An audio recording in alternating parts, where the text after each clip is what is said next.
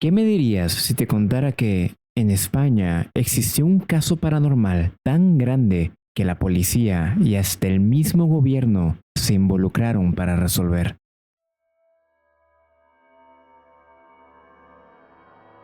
Por meses estuvieron metidos en una torre de departamentos con el fin de encontrar lo que sea que estaba viviendo dentro de sus paredes. Se contrataron mediums, arquitectos, ingenieros, periodistas, detectives y decenas de otras profesiones, todo con la finalidad de desmentir el fenómeno que ocurría en este edificio.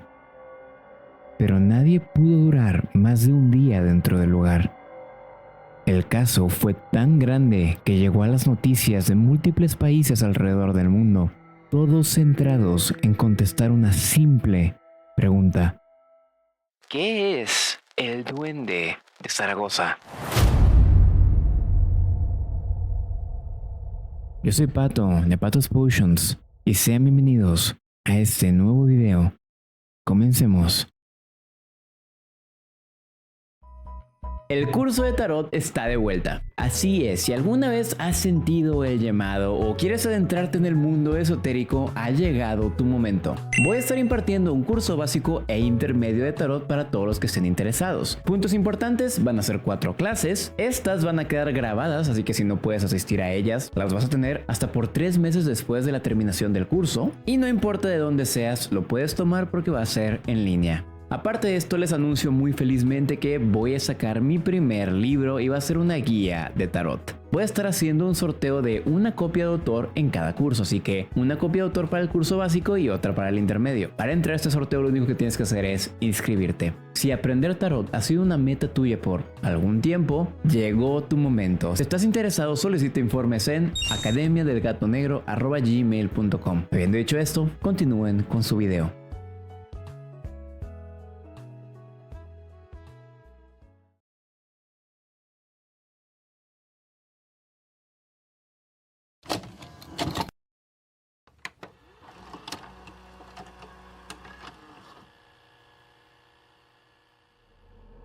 Para comenzar con este caso, primero tenemos que entender un poco sobre el contexto social y político que atravesaba España en el año 1934. El país estaba pasando por uno de los momentos más complicados de su historia. La Segunda República apenas tenía 3 años de vida y la tensión se sentía en el aire. Justo en este año ocurriría la famosa Revolución de Asturias que dejaría a miles de muertos. Zaragoza, la capital de Aragón, por otro lado, era una ciudad llena de vida, y aunque el país pasaba por momentos difíciles, ellos hacían su mayor esfuerzo por disfrutar y no dejar que la oscuridad los alcanzara. Pero nadie esperaba lo que estaba a punto de suceder en una zona residencial llamada Gascón de Gotor.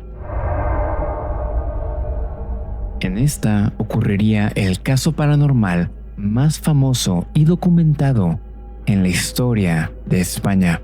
Uno que no solo llegaría a las noticias del país, sino que sería cubierto de manera internacional, llegando a lugares como Londres, Alemania y Estados Unidos.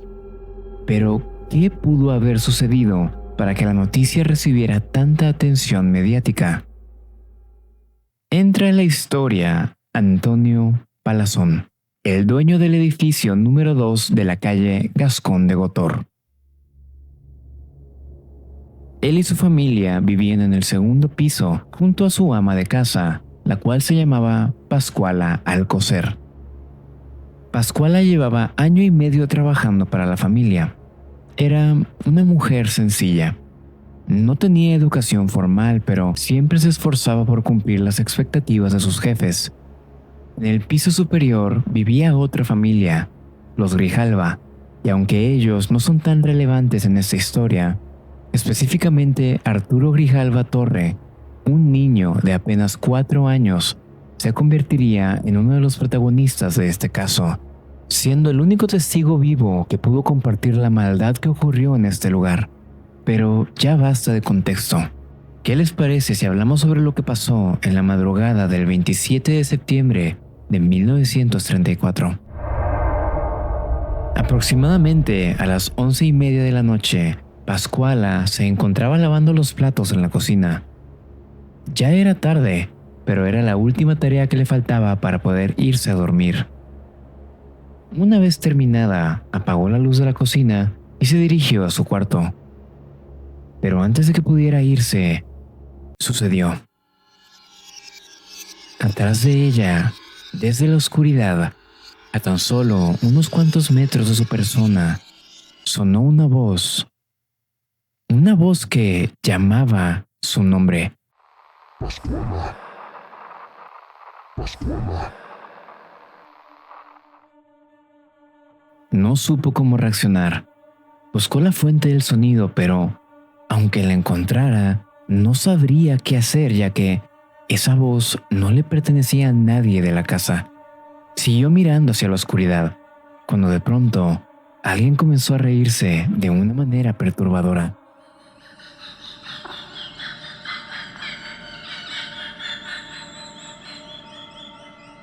Fue ahí cuando Pascuala lo notó. La voz parecía provenir de la estufa.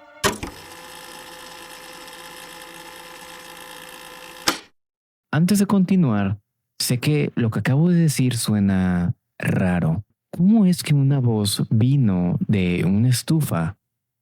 Para que se entienda mejor, tengo que describir un poco cómo era la cocina de la familia Palazón.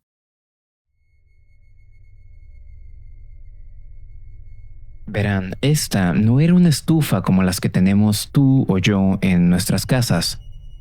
Era un sistema integrado de 3 partes conectadas entre sí. La estufa, como tal, era el lugar donde se cocinaba y se quemaba el carbón. Luego había un tubo de humo metálico que salía de la parte de arriba de la estufa y subía hasta el techo, conectándola con la chimenea principal del edificio. La tercera y última parte era la chimenea, un ducto grande que provenía del edificio. Esta recorría verticalmente todos los pisos hasta salir al techo. Era como una especie de sistema de ventilación que compartían los departamentos del edificio. Y aquí viene lo más importante. Justo en el punto donde el tubo de humo terminaba y se conectaba con la chimenea, había una pequeña tapa de metal que se cerraba y abría para liberar el humo. A esta parte se le llama la campana, y es de ahí de donde venía la voz. Volviendo a la historia, Pascuala quedó helada. Había 3 cosas que pasaban por su mente en esos momentos. Número 1.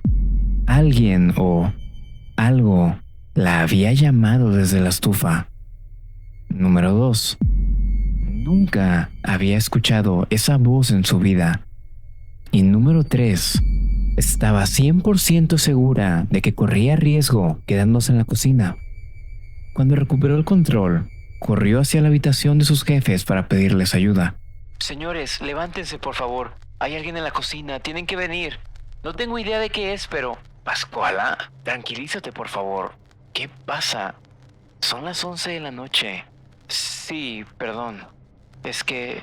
estaba saliendo de la cocina y escuché una voz decir mi nombre. Después de eso comenzó a reírse y... ¿Una voz? ¿De quién? No sé, no lo pude ver. Vino de la estufa. ¿De la estufa? Sé que suena loco, pero no les estoy mintiendo. Acompáñenme y ver. Pascuala, lamentamos dejarte tanto trabajo a estas horas de la noche. Mañana te ayudaremos más para que no te desveles tanto. La voz que escuchaste no es nada más que un producto de tu cansancio. Vete a dormir, por favor. Pero ve a dormir, Pascuala. Y así lo hizo. Un poco derrotada, pero aún asustada, volvió a su habitación sin que nadie le creyera. Pero esto no duró mucho, ya que, al parecer, no había sido la única que escuchó esa horrible voz por la noche. Al día siguiente hubo varias peleas. Resulta que la mayoría de los vecinos habían escuchado o habían sido despertados por el mismo fenómeno que Pascuala escuchó. Una voz siniestra riendo cerca de la cocina. Algunos creían que no era nada más que una broma pesada por parte de alguno de los huéspedes, pero otros rápidamente apuntaron a un evento paranormal. Revisaron en todos los pisos, en cada rincón, pero no encontraron a nada ni nadie que pudiera explicar lo acontecido la noche anterior. Durante las siguientes semanas, el edificio estuvo tranquilo. Las familias comenzaron a olvidar el incidente. Todo volvía a la normalidad. Pero aún era muy temprano para cantar victoria. Justo 2 meses después de la primera aparición, Pascuala encendió el fuego de la estufa para cocinar el desayuno de la familia. Se encontraba completamente sola preparando la comida, cuando de pronto la volvió a escuchar. Dentro del tubo de humo, a la altura de la campana, una voz gritó: Por lo que más quieras, no enciendas la estufa. Me vas a quemar. Pascuala quedó en shock nuevamente. Todo este tiempo la habían tachado de loca, tanto así que ella misma ya se lo había creído. Pero esto no era cansancio o falta de sueño. Esta vez la voz fue aún más clara. Era imposible de confundir.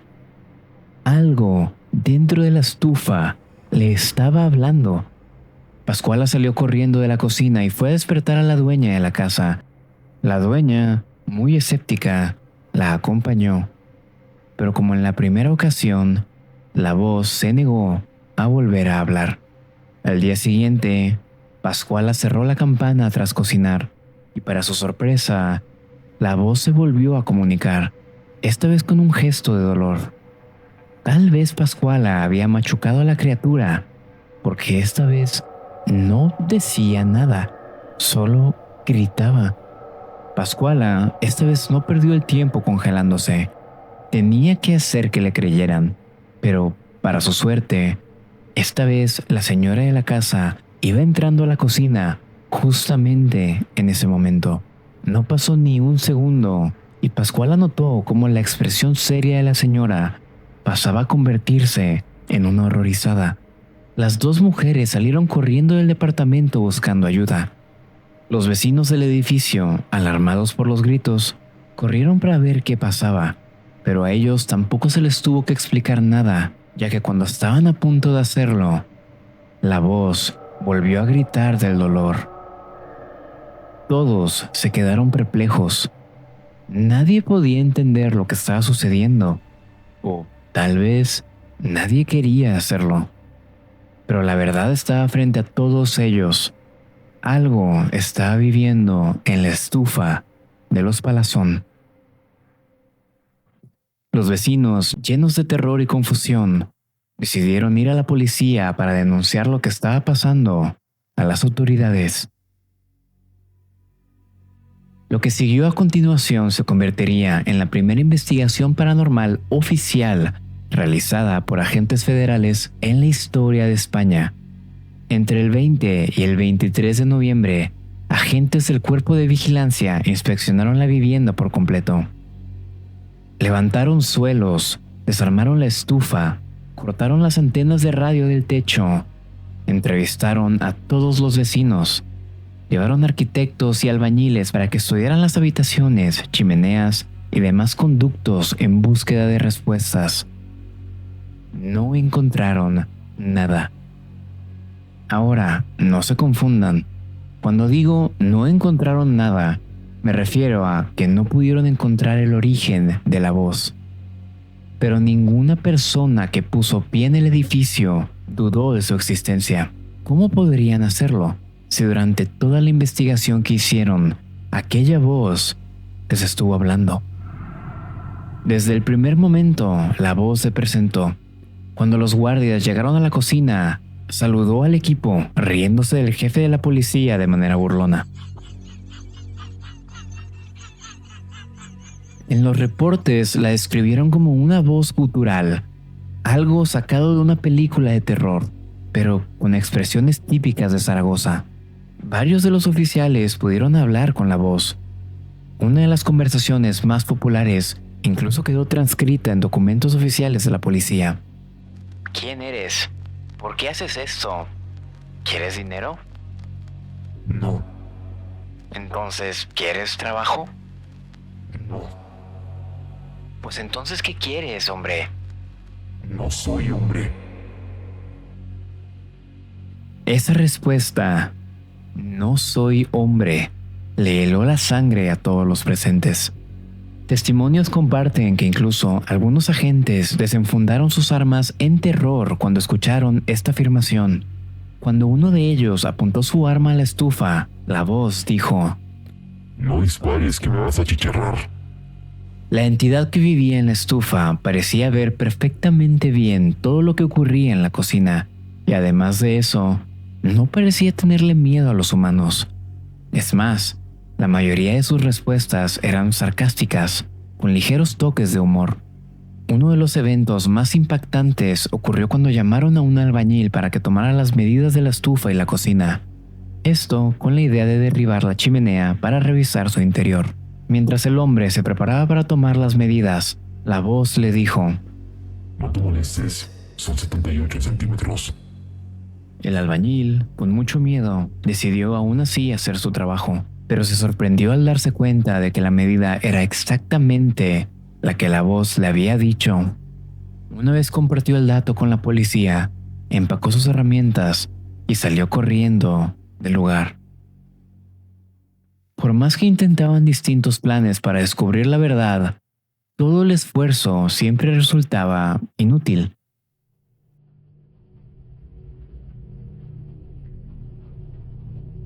La familia Palazón estaba cansada de recibir a personas constantemente en su casa: agentes, arquitectos, detectives, periodistas.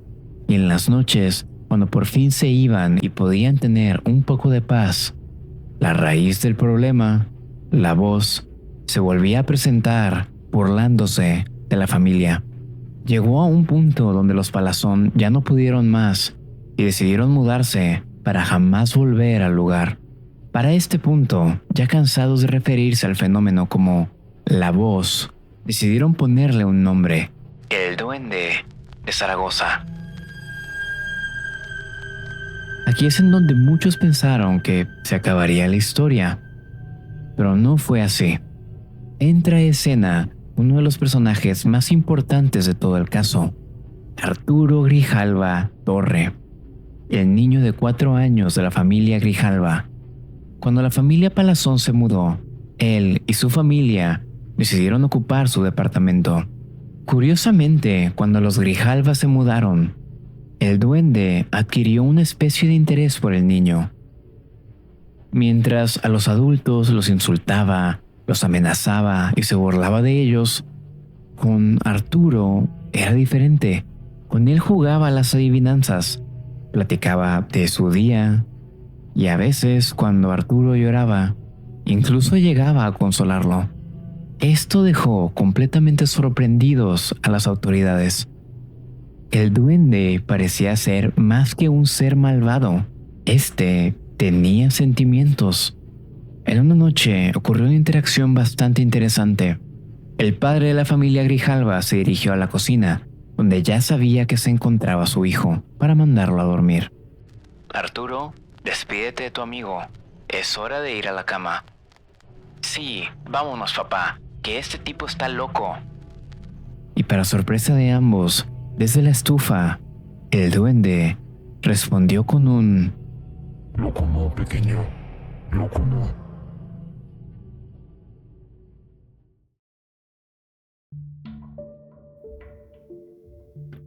Teorías e ideas no faltaban. Pero si existía una sola verdad, era que la policía estaba empezando a desesperarse.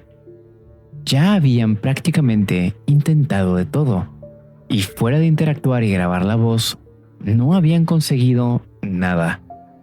Pero fue ahí donde se les ocurrió la brillante o tal vez tonta idea de utilizar a Arturo. Colocaban al niño frente a la estufa con la esperanza de conseguir respuestas de la entidad. Hoy en día, investigadores en parapsicología señalan que esas acciones fueron extremadamente arriesgadas y peligrosas, debido a que la mayoría de los fenómenos paranormales relacionados a niños de esa edad terminaban en posesiones o poltergeists. Pero lamentablemente, pese a todos los esfuerzos de la policía, jamás encontraron el origen del fenómeno. Me gustaría decir que aquí acaba la historia, pero no es así. De hecho, Esta acaba de una manera bastante trágica. El 25 de noviembre de 1934 llegó a Zaragoza una mujer llamada Asunción Jiménez Álvarez, de aproximadamente 48 años de edad. Ella era una de las espiritistas más famosas de la región. Había sido convocada por el gobierno para intentar contactar con la entidad mediante una sesión de espiritismo. Esta sesión no se realizó en el edificio donde el duende vivía, sino en una casa vecina. La medium comenzó la canalización y entró en trance. Después de varios minutos en silencio, según reportes oficiales de la policía, Asunción comenzó a hablar con una voz gutural masculina bastante parecida a la del duende, y a los pocos segundos de esto, simplemente se desplomó, cayendo al suelo. Esa misma noche fue declarada muerta. Al inicio, la policía no dio una opinión pública. Tampoco compartieron qué palabras fueron las que dijo Asunción en su estado de trance. Y los médicos forenses se negaron a certificar la defunción. Sin lugar a dudas, una muerte bastante misteriosa. Después de unos cuantos días se soltó al público un informe forense donde se estipulaba que la mujer no tenía ningún antecedente patológico. Se clasificó como muerte por infarto. A tan solo 3 días después de la tragedia, en la noche del 28 de noviembre, el duende se manifestó nuevamente en la estufa, pero esta vez parecía estar mucho más enojado de lo usual. Con un tono agresivo y amenazante, dijo: Ya estoy aquí, cobardes. Voy a matar a todos los habitantes de esta maldita casa. Dejen de molestarme. La policía fue avisada de inmediato. Se ordenó que 2 guardias se quedaran vigilando permanentemente el edificio las 24 horas del día. La situación cada vez se hacía más y más grande.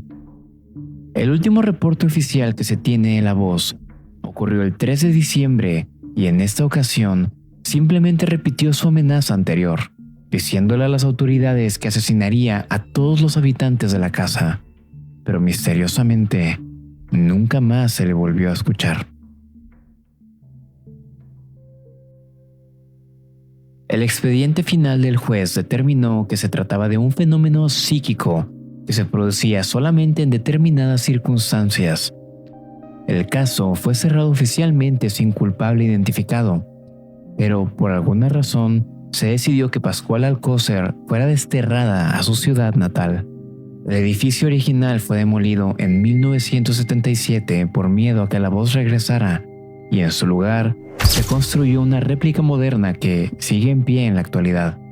En honor al fenómeno, el nuevo edificio recibió oficialmente el nombre de Edificio Duende. Arturo, ya un poco más grande, dio una entrevista en la que compartió que continuó hablando con el duende hasta 1935, debido a que su familia acabó yéndose de la casa, pero que él está seguro de que la criatura sigue por ahí.